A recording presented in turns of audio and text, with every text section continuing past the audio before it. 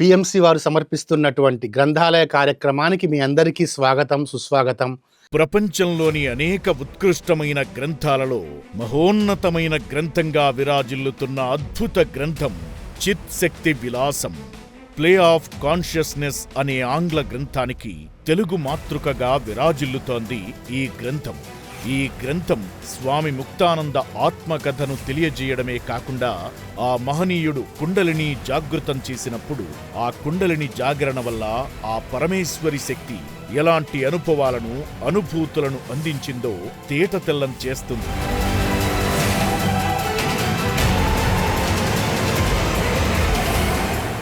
సాధారణంగా కుండలిని జాగృతమైన తరువాత అందరూ సమాధి స్థితికి వెళతారు. కానీ సమాధి స్థితిని కూడా ఒక సాక్షిగా చూసి దానిని విపులంగా వర్ణించిన అద్భుత పుస్తకమిది.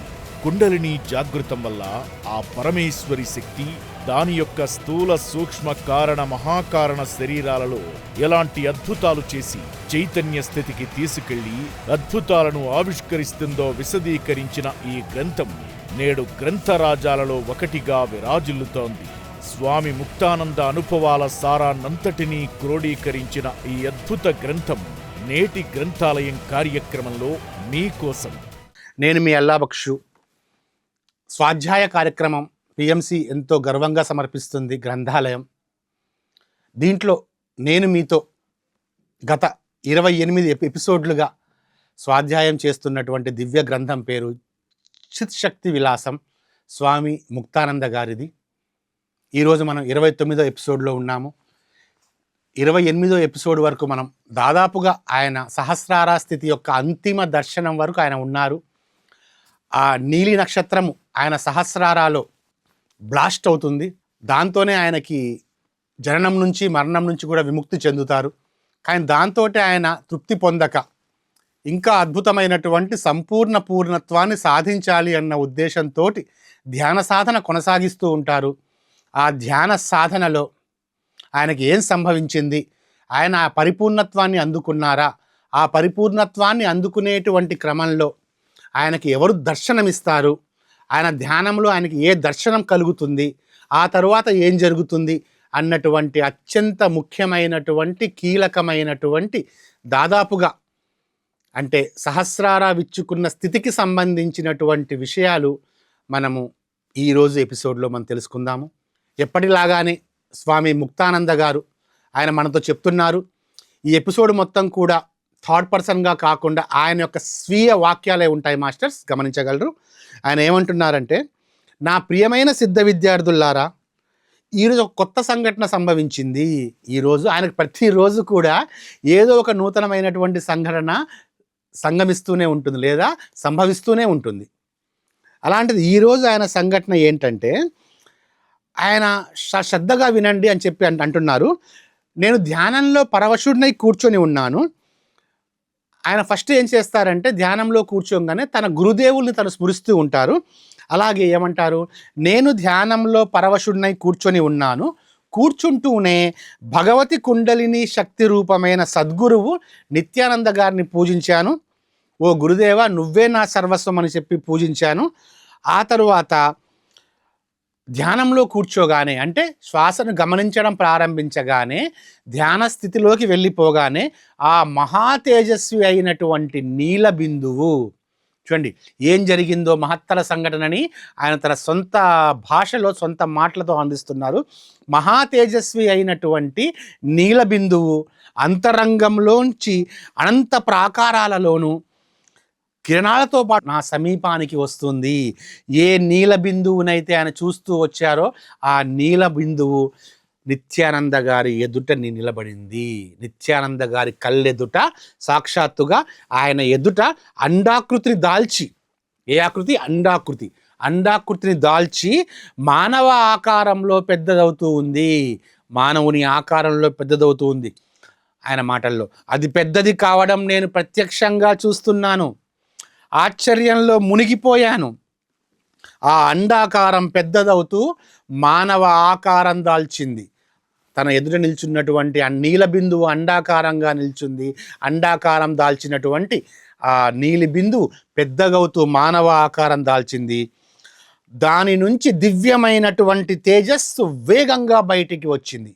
ఒక దివ్యమైనటువంటి వెలుగు దాంట్లోంచి వచ్చింది. ఒక్క క్షణం పాటు నిత్యానంద గారికి స్పృహ తప్పుతుందండి. దానికి తంద్రాలోకం ఎక్కడ నిద్రపోయిందో, సర్వజ్ఞలోకం ఎక్కడ విశ్రాంతి తీసుకుంటుందో, జ్ఞాలోకం ఎక్కడ ఉందో ఇవన్నీ కూడా తను మర్చిపోతాడు స్వామిని ముక్తానంద గారు.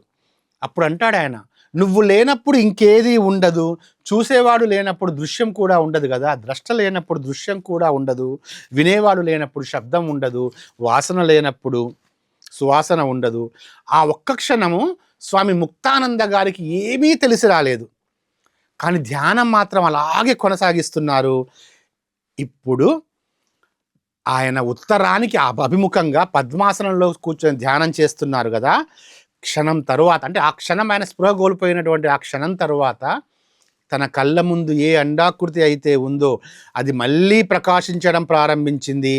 అది ప్రకాశించడంతో ఏమైంది, స్పృహలో లేని ముక్తానంద మళ్ళీ స్పృహలోకి వచ్చాడు. ముక్తానంద యొక్క తంద్రలోకము వచ్చింది, ముక్తానంద యొక్క ప్రజ్ఞాలోకము కూడా వచ్చింది. ఆ నీల బిందువు ఏదైతే ఉందో ముక్తానంద ఎదుట మానవ రూపం ధరించి ఉంది, దాని యొక్క తేజస్సు ఎక్కువ కావడం ప్రారంభమైంది. అప్పుడు దానిలోంచి ఒక నీలవర్ణపు మానవుడు కనిపించాడు. ఆ అండాకృతి ఆకారంలోంచి ఒక నీలవర్ణపు మానవుడు కనిపించాడు. ఏమి రూపమో వర్ణిస్తున్నారు స్వామి ముక్తానంద గారు. ఏమి రూపమో, ఆ నీలవర్ణం ఎంతగానో మెరిసిపోతుంది. ఆ శరీరము ఏదో సప్తధాతువులతో కానీ వీర్య రసాలతో కానీ చేసినది కాదు. ఏదైతే తుకారాం గారు చిన్మయ అంజనంగా పేర్కొన్నారో అలాంటి చైతన్య గోళమది. అది నా చిదంబ చిద్విలాసిని కుండలిని యొక్క రూపమది. ఎదుట దివ్యమైనటువంటి మహాపురుషుడు నిల్చొని ఉన్నాడు. ముక్తానందుడు ఎదుట ఒక దివ్యమైనటువంటి మహాపురుషుడు నిల్చొని ఉన్నాడండి. ఆ దివ్యమైన మహాపురుషుడు మిలమిల మెరిసిపోతున్నాడు. ఎంత సుందరమైన రూపంతో ఉన్నాడో, ఎంత అందమైన కన్నులు ఉన్నాయో, ఎంత తీరైన ముక్కు, కర్ణాలు, కర్ణకుండలాలు అందంగా ఉన్నాయో, తీర్చిదిద్దినటువంటి ఆ తల, చూడముచ్చట గొలిపేటువంటి ఆ శిరోజాలు, తలకు నవరత్న ఖచిత కిటీరంతో ఆ కిరీటం ధరించి, ఆ రత్నాలు కూడా ఈ పృథ్వీకి సంబంధించినవి కావు. ఎంత చక్కటి విగ్రహం, పొడవైన చేతులు, చక్కని అన్నీ నీలవర్ణమే.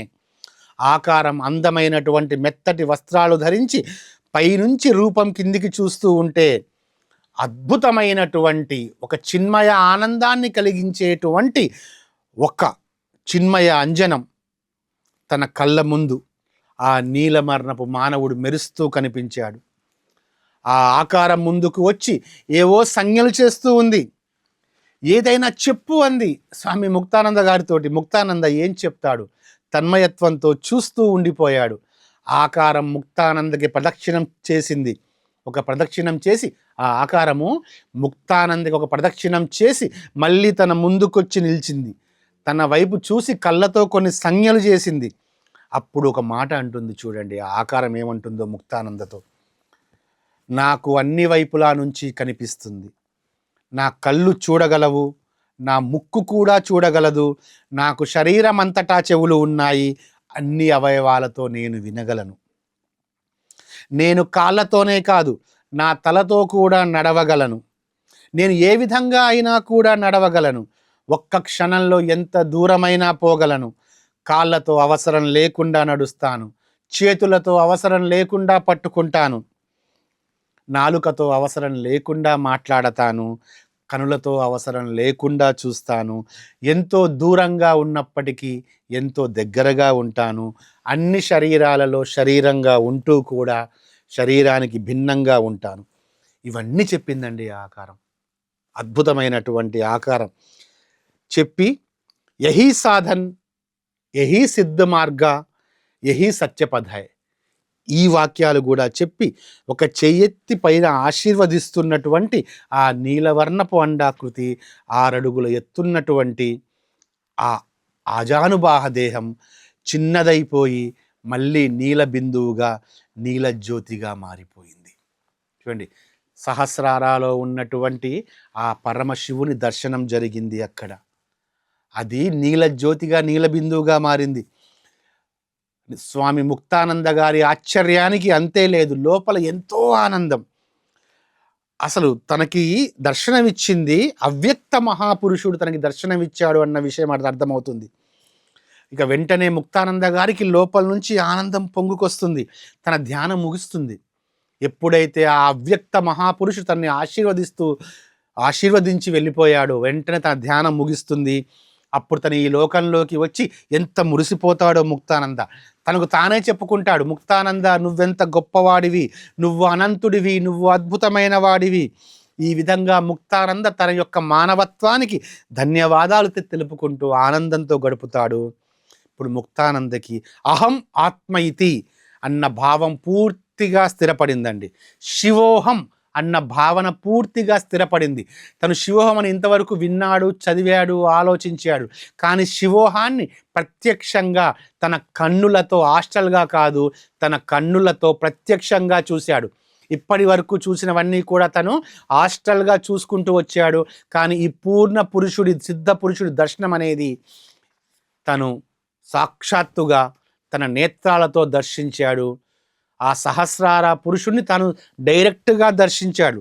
నీలో దేవుడు, దేవుడిలో నువ్వు అని ఏదైతే ఉందో సోహం, హంసహ, శివోహం ఇవన్నీ కూడా తనలో స్థితమవుకుంటూ తన యొక్క అనుభవంలోనికి వచ్చాయి ఇవన్నీ కూడా.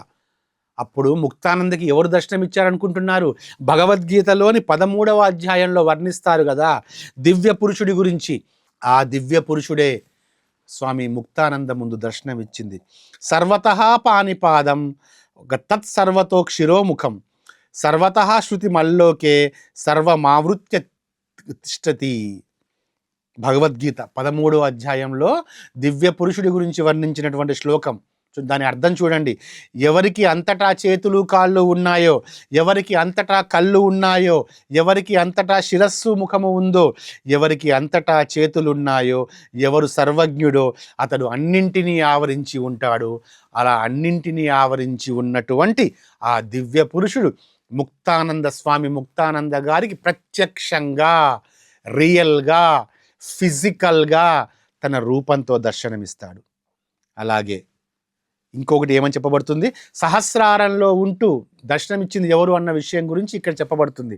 సహస్రారంలో ఉంటూ సర్వ ఇంద్రియ లక్షణాలలో సూక్ష్మ రూపంలో భాసనం అవుతున్నప్పటికీ అన్ని ఇంద్రియాలకు దూరంగా, ఇంద్రియ రహితంగా ఉన్నట్లే నేను ఉన్నాను అని అంటున్నప్పటికీ ఆ దివ్య పురుషుడు ఆసక్తి లేకుండానే ఉంటాడు. కానీ అందరినీ పోషిస్తాడు.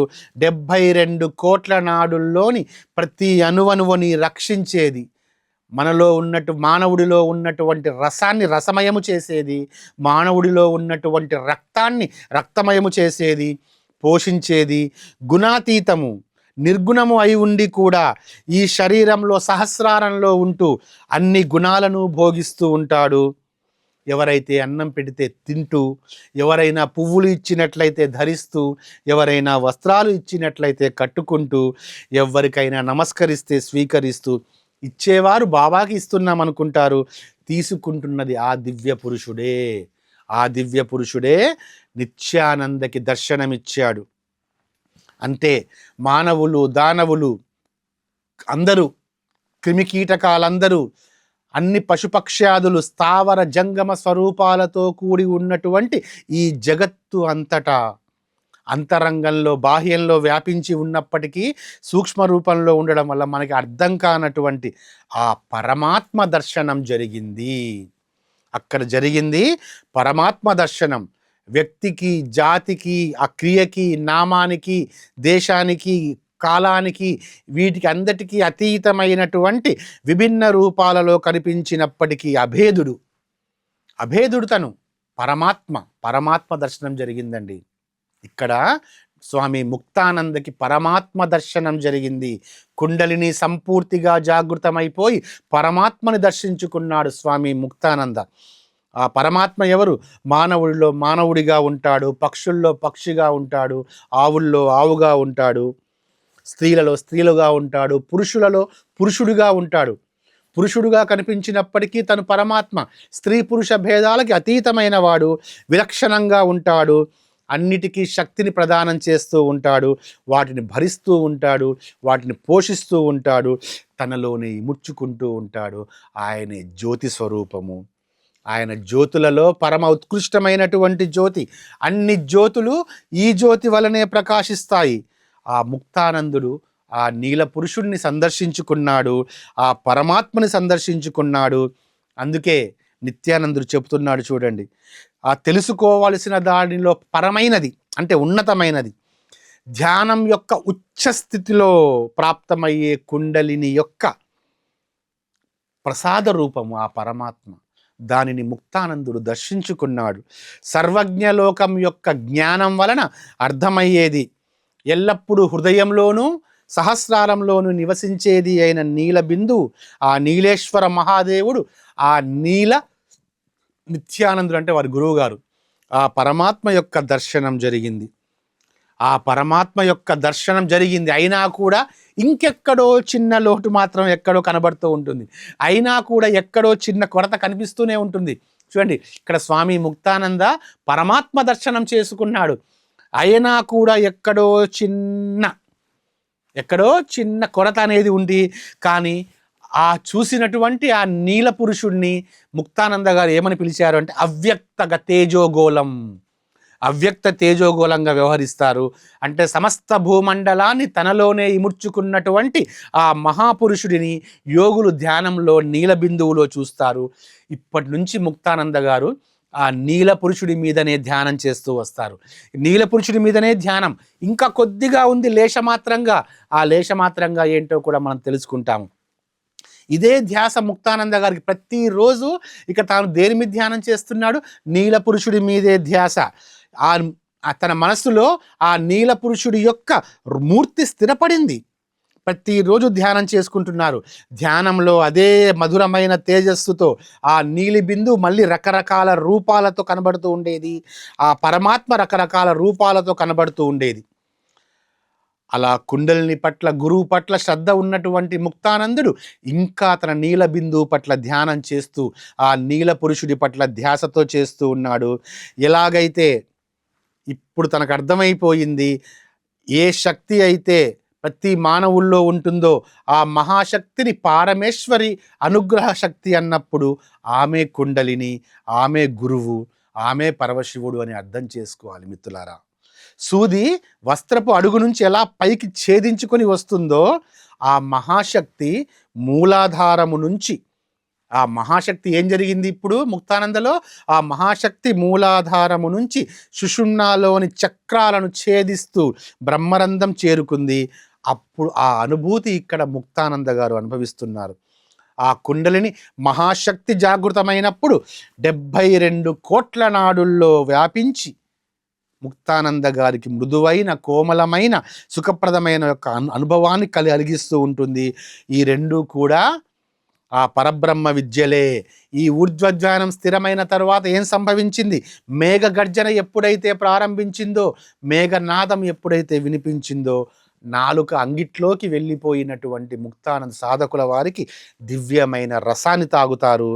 అది ఒక అమృతం తాగడమే, చంద్రామృతంగా దాన్ని భావిస్తారు. ఆ చంద్రామృతంతో అమృతత్వాన్ని సిద్ధించుకుంటారు. అలా సాధకుడి మనస్సు అన్ని చక్రాలలో లీనమై బుకెట్లు నిలకడగా ఉన్న తరువాత ధ్యానం చేస్తూ ఉన్నప్పుడు ఆ పరమాత్మ దర్శనం సంభవిస్తూ ఉంటుంది. ఆ పరమాత్ముడి దర్శనం తరువాత ధ్యానం ఎక్కడ స్థిరపడుతుంది? ఊర్ధ్వాకాశంలోనే స్థిరపడుతుంది. ఆ ఊర్ధ్వాకాశంలో ప్రతిరోజు ధ్యానంలో చూడండి, ఇంత జరిగినా కూడా ప్రతిరోజు ఇంకా ధ్యానం చేస్తూనే ఉన్నారు స్వామి ముక్తానంద గారు. ఆ నీల పురుషుడి మీద ధ్యాస పెట్టి, ఆ పరమాత్ముని మీద ధ్యాస పెట్టి ప్రతిరోజు ధ్యానం చేస్తూనేవారు. అందుకనే ఆ నీల బిందువు నుంచే తేజస్సు వస్తుంది.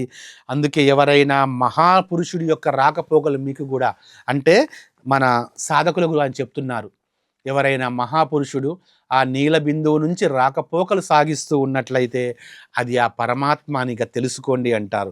ఈ లోపల ఏం జరుగుతుంది అంటే అప్పటిదాకా నిత్యానందలు ఎక్కడో ఒక చిన్న మూల, ఒకసారి మనం తెలుసుకున్నాం కదా తనకు ఒక మరణ భయం వస్తుంది అని, అలాంటి మరణ భయం కూడా ఈ మధ్యలో ఒకసారి ఆయన కలుగుతుంది.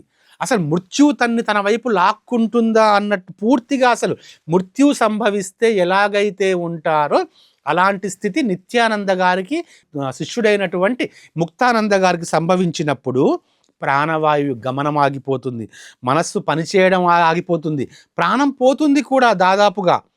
ఓమని ఉచ్చరిస్తున్నా సరే శరీరం పట్టు తప్పుతుంది. ఇది అంతకుముందు జరిగింది ఆస్ట్రల్గా, ఇది ఇది సంభవించేది ఫిజికల్గా సంభవిస్తుందండి.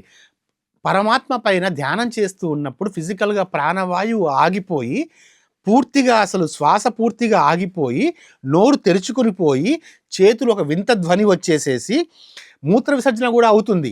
ఇక తను చనిపోతాడు ముక్తానంద గారు. ఆ చనిపోయిన కొద్ది క్షణాలలోనే గంటన్నర సమయం తరువాత మళ్ళీ తాను బతుకుతాడు. నిద్రలోంచి లేచినట్టుగా లేస్తాడు. తనకి నవ్వు వస్తుంది, ఇప్పుడే కదా మరణించాను, మళ్ళీ ప్రాణం వచ్చింది అనుకుంటాడు. ఫిజికల్గా ప్రాణం పోతుంది, మళ్ళీ ఫిజికల్గా ప్రాణం వస్తుందండి. ఎందుకంటే పరమాత్మ దర్శనం జరిగిన తరువాత నీల నక్షత్రము తనలో బ్రేక్ డౌన్ అయిపోయిన తర్వాత తనకి ఈ మరణాలు జననాలు అనేవి ఉండవు. కాకపోతే తనలో ఎక్కడైనా లేశమాత్రంగా మరణ భయం ఉన్నట్లయితే అది ఫిజికల్గా కూడా బయటికి పంపించడం కోసం తానే అయి ఉన్న తనలో ఉన్నటువంటి ఆ మహాపరమశివుడు చేసింది ఇది. ఇక ఆ అనుభవంతో ముక్తానంద గారికి మృత్యువు గురించి అర్థమవుతుంది. మృత్యు అంటే ఇదే కదా అనుకుంటాడు. ఇక ఆ క్షణంలో భయం మొత్తం వెళ్ళిపోతుంది. ఇక ముక్తి పొందినటువంటి దశ ఇది. ఇక అప్పటి నుంచి సంపూర్తి ధైర్యంతో ఉంటారు. భయం అన్నది లేకుండా పోతుంది. ఎవరి వల్ల భయం ఉండదు, ఏమవుతున్న భయం, ఏదో అవుతుందన్న భయం ఉండదు, ఏదైనా ఎవరైనా చేస్తారన్న భయం ఉండదు, భయానికి స్థానమే లేకుండా పోతుంది. పూర్తిగా నిర్భయుడు అయిపోయి ముక్తానంద సంపూర్తిగా పరమాత్మని దర్శించుకుంటాడు. ఇంకా కొద్దిగా మిగిలిపోతుంది. ఆ కొద్దిగా మన యొక్క చివరి ఎపిసోడ్ అయినటువంటి 30వ ఎపిసోడ్లో మనం తెలుసుకుందాము. 99.999% అంతా సంపూర్తి అయిపోతుంది. ఇంకో చిన్న 1% అదొక అవగాహన మాత్రమే. ఆ అవగాహన కలుగుతుంది ముక్తానంద గారికి. ముక్తానంద ముక్తుడైపోతాడు. ఆ ఏంటో, ఆ మిగిలినటువంటి ఆ అద్భుతం ఏంటో మన చివరి ఎపిసోడ్ అయినటువంటి 30వ ఎపిసోడ్లో మనం తెలుసుకుందాము. సో మీ అందరికీ మరొకసారి ధన్యవాదాలు తెలియజేసుకుంటున్నాను. అలాగే పిఎంసి ఛానల్ వారికి కూడా కృతజ్ఞతలు తెలియజేసుకుంటున్నాను. మన నెక్స్ట్ ఎపిసోడ్లో మనం మళ్ళీ కలుద్దాము. అంతవరకు thank you very much masters. గ్రంథాలయం కార్యక్రమంలో ఒక చిన్న విరామం. గ్రంథాలయం కార్యక్రమానికి మళ్ళీ తిరిగి స్వాగతం.